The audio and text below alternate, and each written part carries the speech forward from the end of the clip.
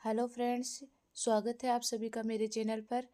आप सबने मुझे इंस्टाग्राम पर इस वीडियो पर बहुत सारा प्यार दिया और आपकी कमेंट थे कि मैं इसका लॉन्ग वीडियो बनाऊं, तो मैं ये लॉन्ग वीडियो लेके आई हूं। इसमें स्टिचिंग और कटिंग दोनों है। सबसे पहले हमें इसके अस्तर की कटिंग करनी है। अस्तर को हमें इस तरीके से ओपन करना है। ओपन करने के बाद ये हमारा ओपन पार्ट रहेगा फैब्रिक का। इसमें क्या है, हमें बेसिक ब्लाउज की मार्किंग करनी होती है, वैसे ही सेम करेंगे। तो जो हमारी लेंथ है ब्लाउज की, उसमें हमें 2 इंच एक्स्ट्रा मार्जिन लेना है। तो मेरी जो ब्लाउज की लेंथ है वो 13.5 इंच है, प्लस मैं इसमें 2 इंच एक्स्ट्रा लूँगी। तो टोटल मार्किंग 15.5 पे मैंने कंप्लीट की है। आपकी जितनी लेंथ है आप उसमें 2 इंच एक्स्ट्रा लेना। तो ये हमारी लेंथ कंप्लीट हो गई। अब हमें इसका शोल्डर लेना है। तो शोल्डर में 6 इंच रखूँगी। यहाँ से मैं 6 इंच पे मार्किंग करूँगी शोल्डर की और इस निशान को स्केल से मिला दूँगी। ये जो ब्लाउज है ये 34 साइज़ का है। 34 से लेके 38 तक आप सेम इसकी कटिंग ऐसे कर सकते हैं, बस साइज़ का थोड़ा ध्यान रखें।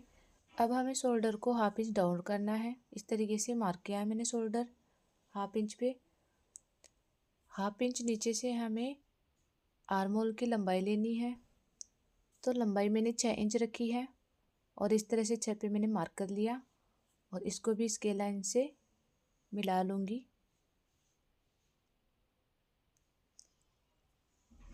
हमें नेक की चौड़ाई है वो लेनी है। तो मैंने नेक की चौड़ाई है वो 3.5 इंच रखी है। आप 2.5 भी रख सकते हैं, 3 भी रख सकते हैं। अब हमें चेस्ट का मेजरमेंट लेना है। तो जितनी आपकी चेस्ट है उसका 4th पार्ट करना है।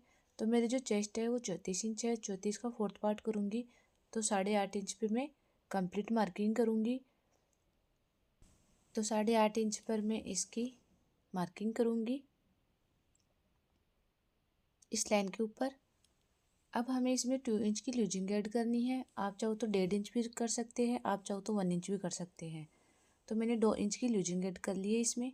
इसी तरीके से हमें कमर की मार्किंग करनी है। कमर का 4th पार्ट करके हमें मार्क करना है। तो मेरी कमर है वो 30 इंच है। तो 7.5 इंच पे मैं इसका मार्क करूँगी, प्लस इसमें 2 इंच की लूजिंग ऐड करूँगी और इस निशान को आपस में मिला दूँगी। मिलाने के बाद अब हमें क्या करना है, इसकी आर्म होल की गोलाई देनी है। तो फ्रंट पार्ट के लिए मैं हाफ इंच गोलाई रखती हूँ हमेशा और बैक पार्ट के लिए 1 इंच। तो हाफ इंच पे मैं इस तरह से मार्क करूँगी और आर्म होल की लंबाई को हाफ करूँगी इस तरीके से और इसको भी मार्क कर दूँगी। अब हमें इसकी गोलाई देनी है यहाँ से यहाँ तक, बिल्कुल फिनिशिंग से हमें इसको मार्क करना है। इसके बाद हमें नेक की चौड़ाई और डाउन शोल्डर को भी मार्क कर लेना है स्केल से इस तरीके से। अब हमें नेक की लेंथ लेनी है। आप नेक की लेंथ 7 इंच रख सकते हैं, 8 इंच रख सकते हैं, 5 रख सकते हैं, जितनी आपकी साइज हो उस हिसाब से आप मार्क करें। मैं नेक की लंबाई 8 लूँगी और इसके बेल्ट की लंबाई 12 इंच रखूँगी।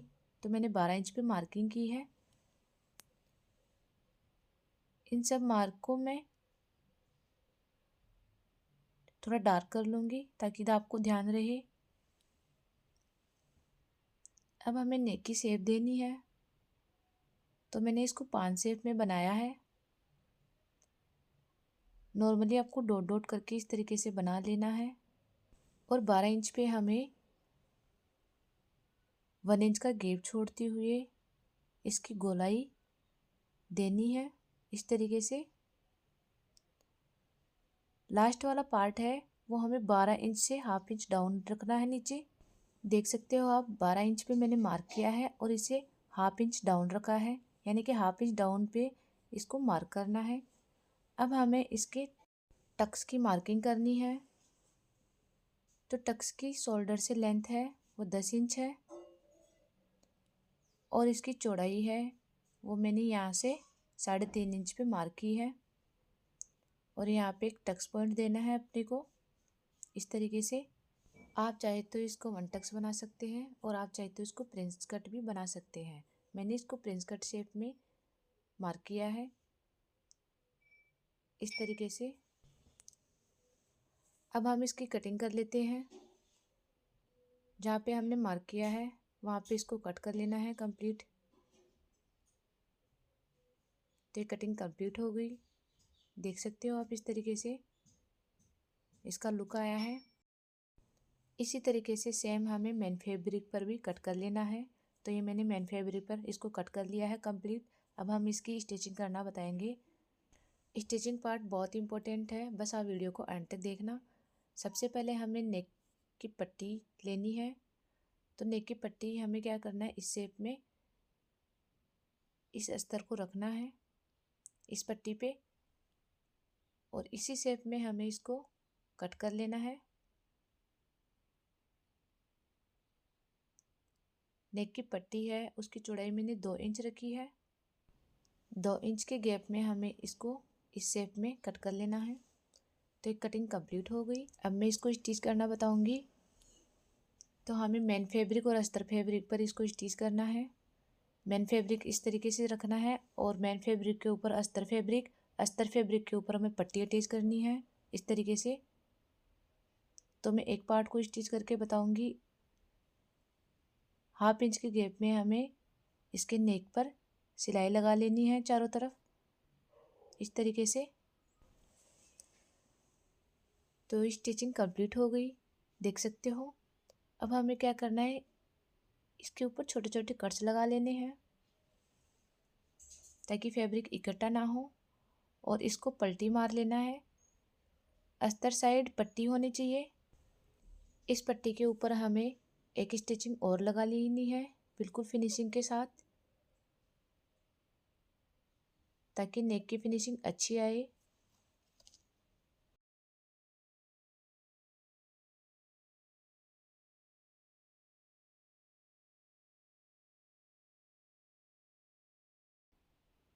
आप देख सकते हैं किस तरीके से मैं इसकी सिलाई कर रही हूँ। आपको भी बिल्कुल ऐसे ही करना है। सिलाई कंप्लीट होने के बाद आप इसको देख सकते हैं कितनी फिनिशिंग से मैंने इसको रेडी किया है। बिल्कुल फिनिशिंग के साथ आपको भी इसको स्टिच करना है। अब हमें इसके टक्स को स्टिच करना है। इसको बिना कट किए हुए मैं इसको प्रिंस कट में बनाऊंगी, और यहाँ पे मैं इसको स्टिच कर लूँगी। बिल्कुल फिनिशिंग से हमें इसकी स्टिचिंग करनी है। ध्यान से देख सकते हो आप मैंने किस तरीके से इसको बिना कट किए हुए प्रिंस कट में बनाया है। आप भी इसी प्रकार बना सकते हैं।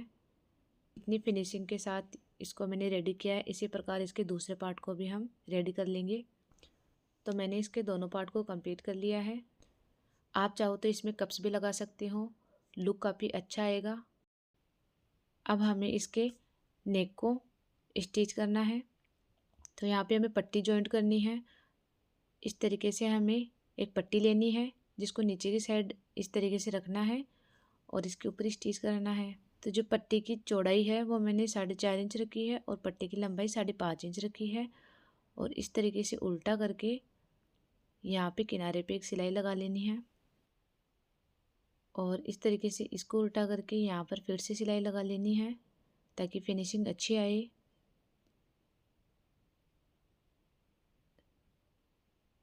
अब हमें क्या करना है, इस पट्टी के ऊपर इसके दोनों पार्ट को रख लेना है इस तरीके से। आपको नेक की जितनी लेंथ चाहिए उस हिसाब से आप ऊपर नीचे इसको रख सकते हैं।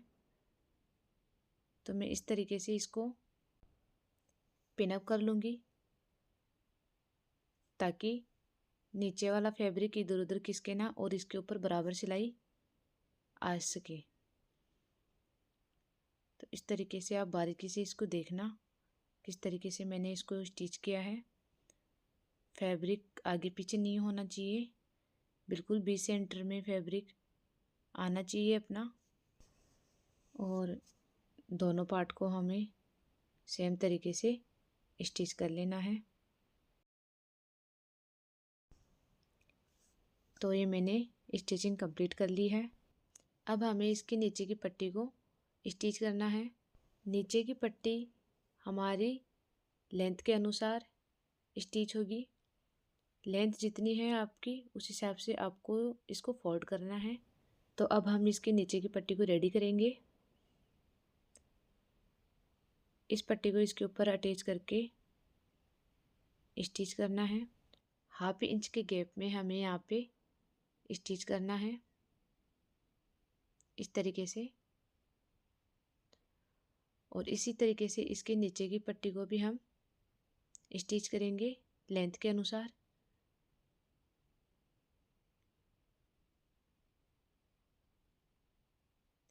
ये पट्टी है मेरी 2 इंच की आई है नीचे की। और इस तरीके से इसमें छोटे छोटे कट्स लगा लेने हैं। अब इस पट्टी को बाहर की तरफ फोल्ड कर लेंगे। फोल्ड करने के बाद नीचे की तरफ एक सिलाई और लगा लेनी है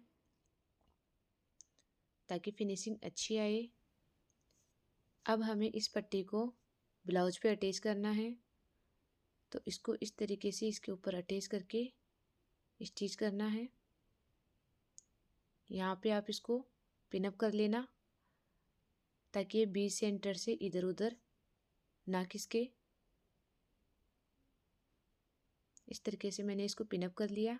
अब हमें इसके ऊपर सिलाई लगा लेनी है।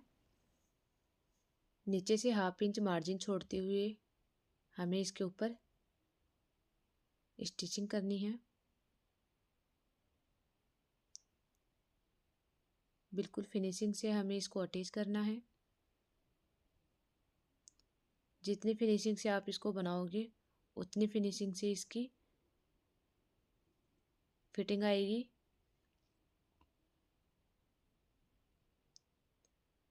इस तरीके से इस पट्टी को हमें अटैच करना है। एक्स्ट्रा फैब्रिक को कट करना है। तो ये हमारी पट्टी है वो जॉइंट हो गई है, देख सकते हो आप। 1/2 इंच का मार्जिन छोड़ते हुए हमने इसको स्टिच किया है। आप चाहो तो इसकी नेक की पट्टी को कट कर सकते हैं या फिर ऐसे भी रख सकते हैं। देखो कितना प्यारा लुक आया है। आप चाहो तो इसमें कप्स भी डाल सकते हैं। कप्स डालोगे तो फिटिंग और भी अच्छी आएगी और फिनिशिंग भी एकदम उभर के दिखेगी। तो कप्स में देख सकते हो आप किस तरीके से इसका लुक आया है। अगर वीडियो अच्छा लगा हो तो प्लीज़ वीडियो को लाइक और चैनल को सब्सक्राइब करें ताकि ऐसे ही वीडियो मैं आपके लिए लाती रहूं। Thank you for watching.